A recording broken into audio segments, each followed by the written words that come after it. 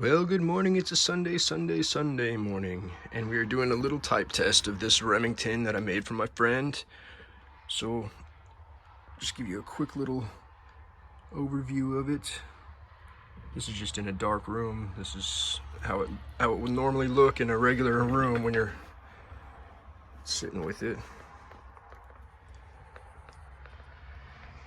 It's very, very shiny, guys.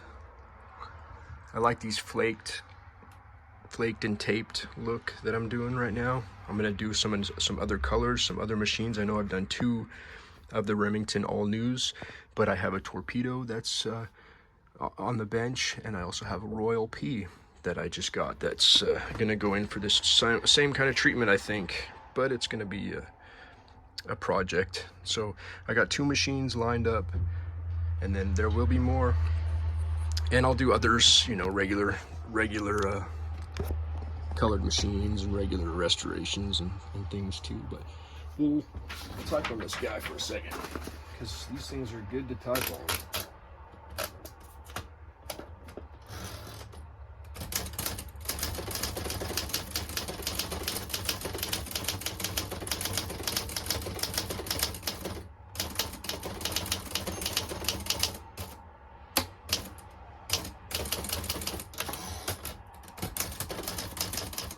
Oops.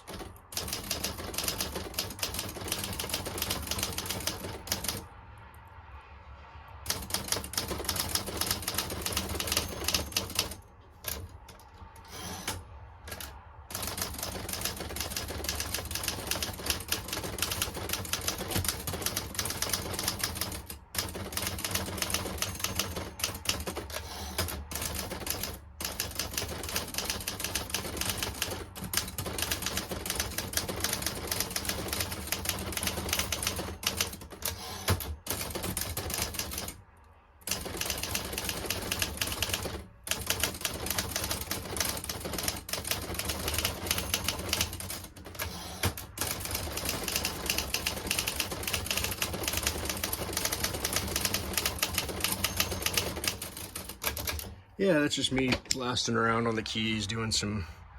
This was my mistake. I hit 2 keys at the same time and the H got thing, but has a new ribbon. The type is super clear. My typo as well too. But yeah, it'll go. These things go, and they feel great. This one is an early 1949 model because it has the dual keys and the cream colored knobs on the side, and I like it.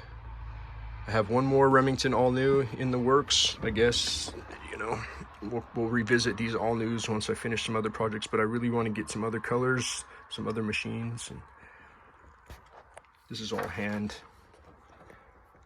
brushed. I did that all by hand. All this work is tape work, lots of tape work, lots of design work. Let's see if we can get the back side here without. I got one hand free. Ooh, big machine. On the back here, these are all.